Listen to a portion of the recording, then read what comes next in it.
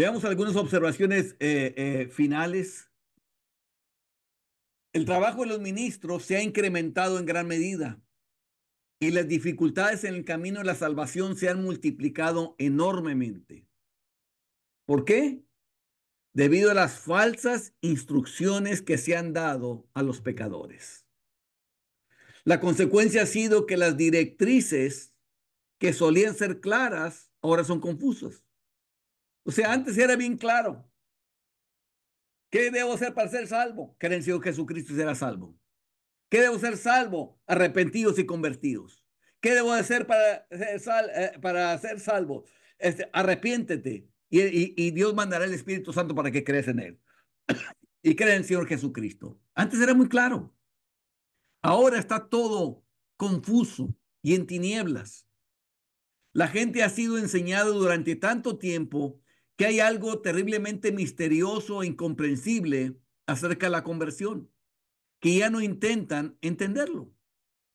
Los pecadores han aprendido estas falsas ideas hasta el punto de que ahora se encierran detrás de esos sentimientos, tales como no pueden arrepentirse, deben esperar a Dios y similares. O sea, están esperando como que Dios les mueva el brazo o que Dios les mueva, les ponga las ganas para hacerlo. Básicamente, que Dios les ponga las ganas para hacerlo. Es lo que quieren.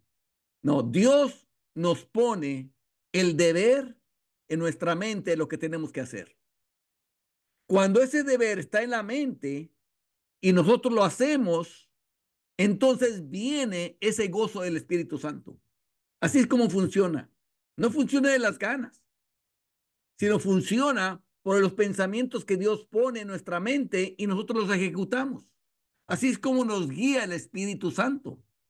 A veces los sentimientos de la carne quieren dirigirte en otra dirección, pero cuando el Espíritu Santo viene, como el ejemplo que les puse, de la cajera que te dio 1,000 pesos de más y el Espíritu Santo te decía, devuelve el dinero y no lo quisiste devolver y te fuiste caminando y el Espíritu Santo seguía tratando contigo, regrésate y devuelves el dinero, ese dinero no es tuyo. Y en ese momento la carne te decía, es que me puedo quedar con este dinero, es para mí. La carne codiciaba ese dinero injusto que no era tuyo, que después esa cajera iba a tener que pagar de su bolsa. Y tú y el Espíritu Santo estaba tratando contigo y te decía, devuélvelo. Entonces, cuando tú eres guiado por el Espíritu y te regresas y le regresas, el gozo viene ahí, se mantiene ahí, porque eso es lo que viene el Espíritu Santo, la complacencia de Dios viene sobre ti. Pero en tanto que no lo haces, solamente culpabilidad viene sobre ti, tristeza viene sobre ti, el gozo del Espíritu se va y te sientes mal. Es lo que lo hace. Ahora, quiero aclarar algo. No obedecemos a Dios para sentirnos bien. Obedecemos a Dios porque es lo que a Dios le agrada y hacemos bien a la gente por amor a ellos. Por eso lo hacemos. Las consecuencias del gozo es algo natural que viene cuando se hace desinteresadamente. ¿Por qué les digo esta aclaración? Porque si la gente obedece con la intención de sentir el gozo, entonces el gozo no va a venir. ¿Por qué no va a venir? Porque lo estás haciendo interesadamente. No lo haces por amor a Dios y no lo haces por amor a la gente.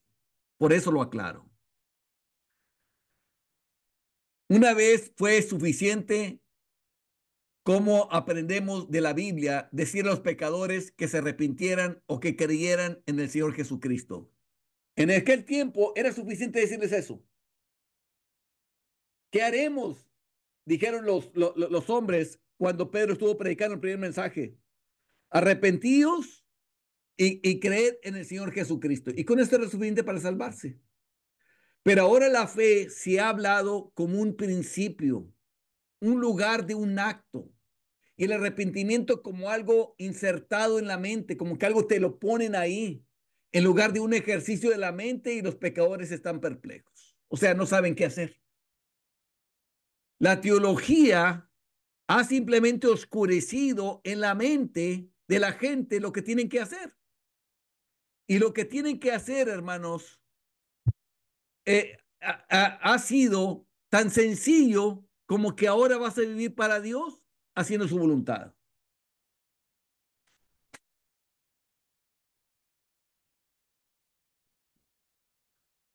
Acuérdense, hermanos, la teología son las opiniones de los hombres.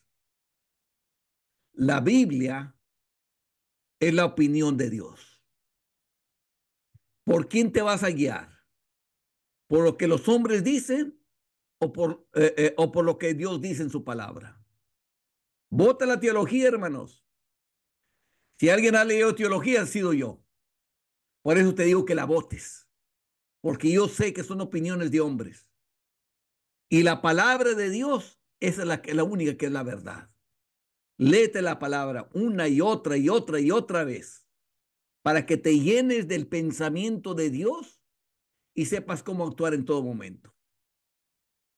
Los ministros son acusados de predicar herejía porque se atreven a enseñar que la fe es un ejercicio y no un principio, y que el pecado es un acto y no una parte de la constitución del hombre. Y es verdad. Eh, Dicen que el hombre nació con pecado, como si fuera un virus, como si fuera un gen. ¿Qué es lo que nos dice la palabra? El que sabe hacer lo bueno y no lo hace, él es pecado. O sea, el que sabe hacer lo bueno, que es una acción, y no hace esa acción, le es pecado. ¿Qué nos dice la Biblia? Que el pecado es una acción. ¿Qué nos dice Juan? El pecado es transgresión de la ley. Otra vez, transgredir la ley es un acto, es una acción, no es un virus.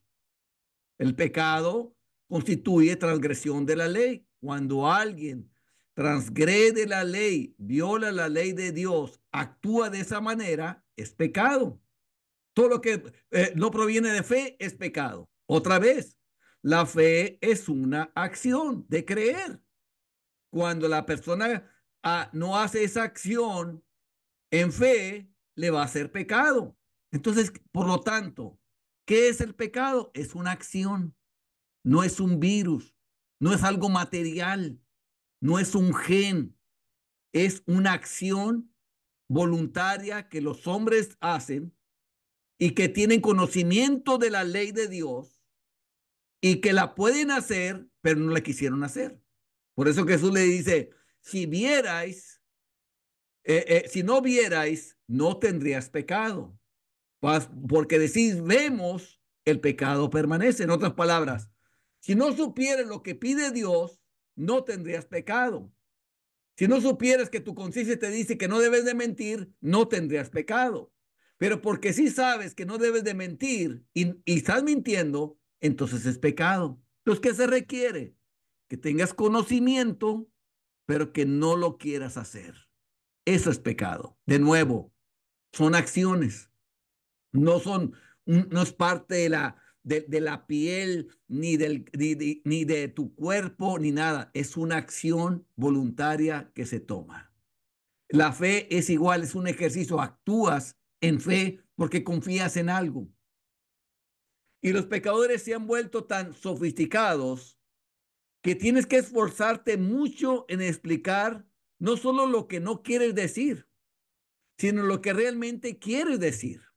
De lo contrario, es casi seguro que te malinterpreten y bien ganen un falso alivio de su ansiedad, echando su deber sobre Dios, o bien caigan en la desesperación por la supuesta impracticabilidad de hacer lo que se requiere para su salvación.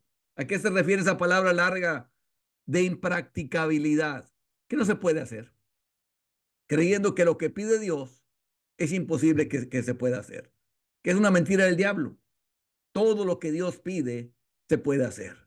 De otra manera, Dios no nos dijera que lo hagamos. Imagínate cuando Jesús le dijo al hombre que sanó del pozo de Bethesda, vete y no peques más, pues que no te venga alguna cosa peor. Si Jesús realmente creyera que ese hombre no podía dejar de pecar, no se lo hubiera pedido. Pero cuando se lo dice, vete y no peques más, es porque lo puede hacer. Por eso se lo manda.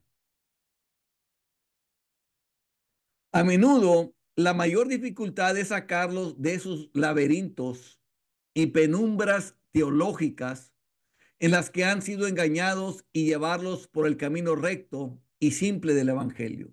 O sea, sacarlos de esos engaños que hay.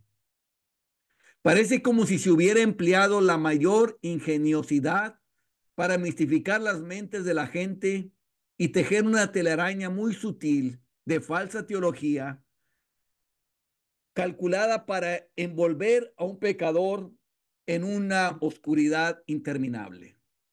Parece que fuera hasta intencionadamente, pero yo sí creo no por el hombre, sino por el diablo.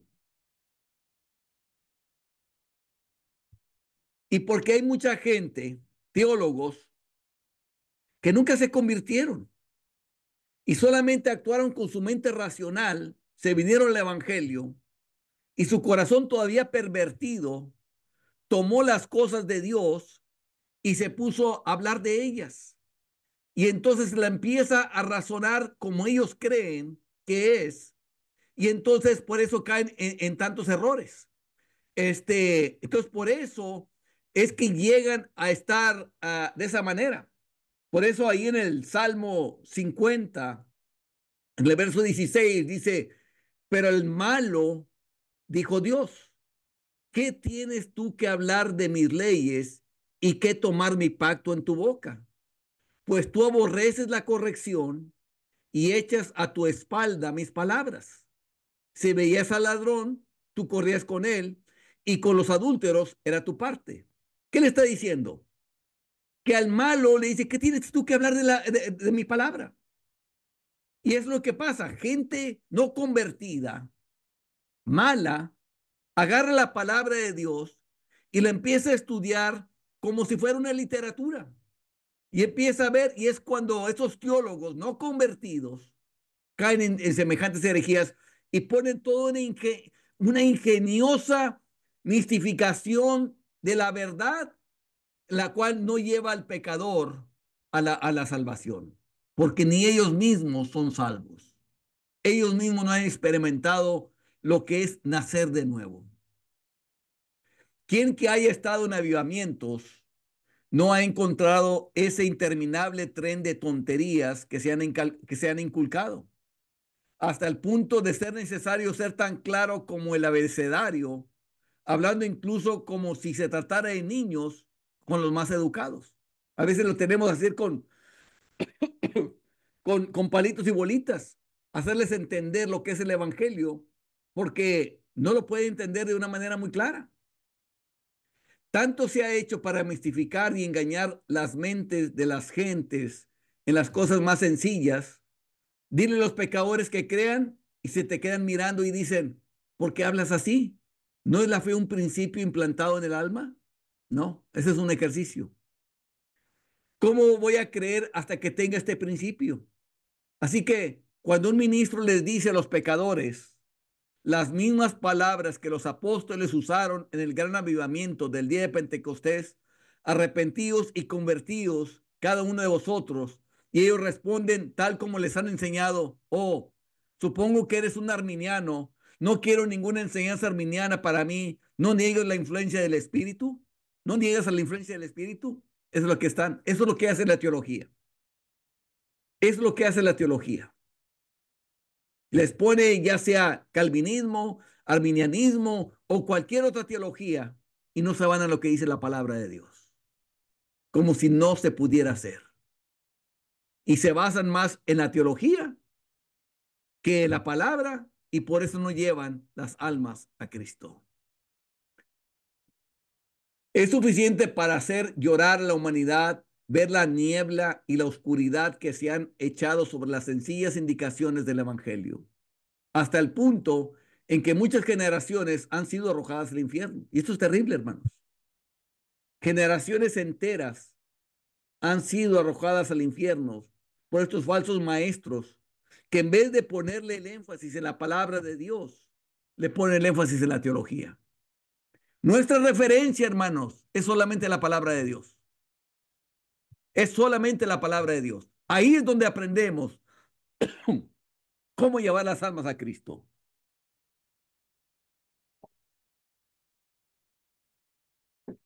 No hay otra manera para aprender. Imitemos lo que hizo Jesús. Imitemos lo que hicieron los apóstoles. Lo que hizo Pedro, lo que hizo Juan, lo que hizo Pablo. Cómo ellos dirigían y vamos a estar en terreno seguro. Pero échale un vistazo a la teología y te vas a llenar de tinieblas. No vas a saber por dónde vas, no vas a convertir a nadie y te vas a ir al infierno tú y toda la gente que te siguió.